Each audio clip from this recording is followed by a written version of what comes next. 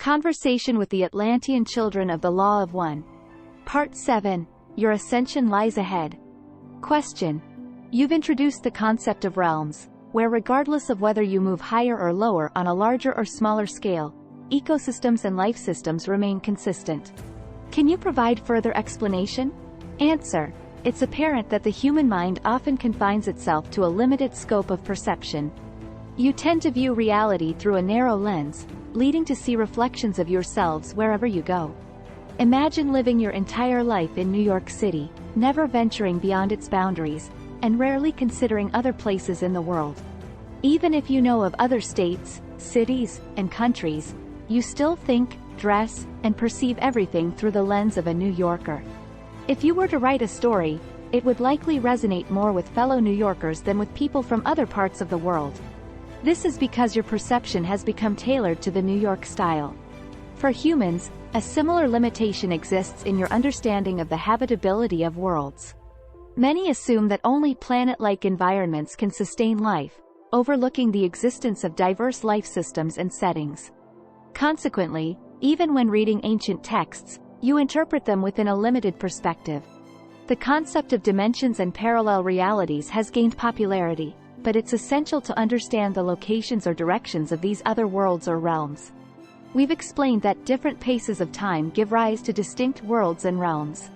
Realm consists of parallel dimensions which are separated by variations in vibrations or the speed of motion. As higher spiritual beings, we perceive all these dimensions as a unified realm and can interact with them simultaneously, engaging with both microscopic and macroscopic levels instantaneously. Consider your planet as a single point or particle within a larger plane operating on a slower time-space. The orbital paths of planets on a slower time-spaces form planes of existence with inhabitants. On a grander time-space, your single particle planet becomes multiple particles, constituting an entire plane of existence. It appears as a single particle because you only see one part at a time while filtering out the broader spectrum of its entirety. Moreover, every moment in your linear timeline spawns multiple instances. For instance, a single day on your linear timeline duplicates in multiple alternate instances independently, creating an entirely new various timelines based on that single day. This signifies that your planet is a mere reflection of a more expansive form of existence. By adjusting your consciousness to embrace this perspective, you can access different time spaces to experience the full spectrum of existence within one realm.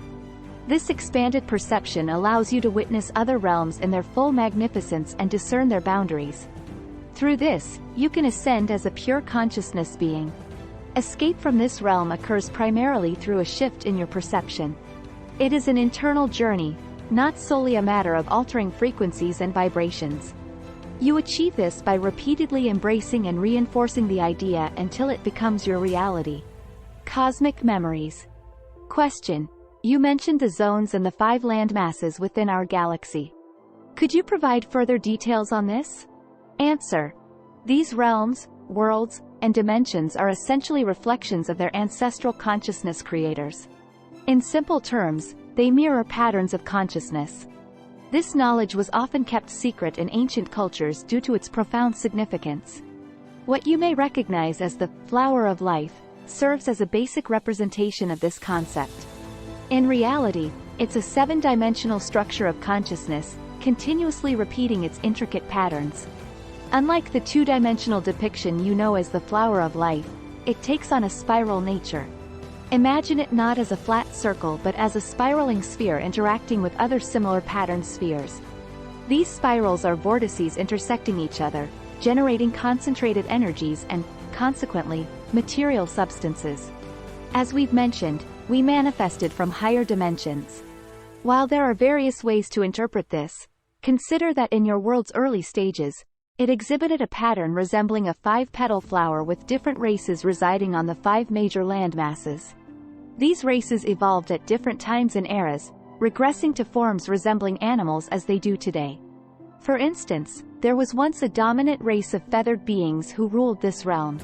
Subsequently, an era saw the rise of reptilian-like humanoids, followed by aquatic-like humanoids, insect-like beings, and finally, your own mammalian form. This pattern repeats on all levels and dimensions. Moreover, even on higher dimensions or hyperdimensions, all these eras of the 5 races exist simultaneously. However, you are not these indigenous natives. Your environment no longer aligns with you as it once did. This is why you must cook food and construct shelters.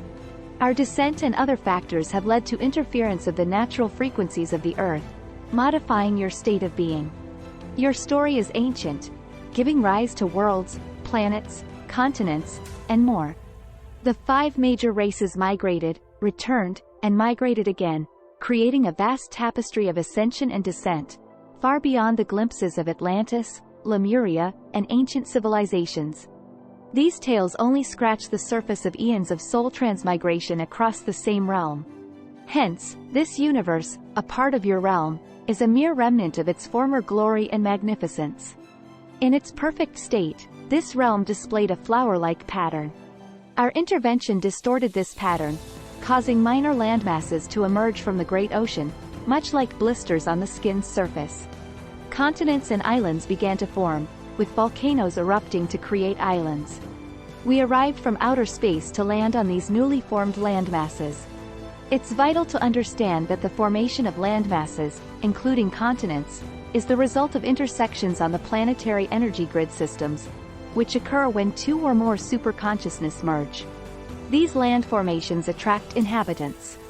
However, at this point, various species foreign to this ecosystem emerged because they originated from different realms.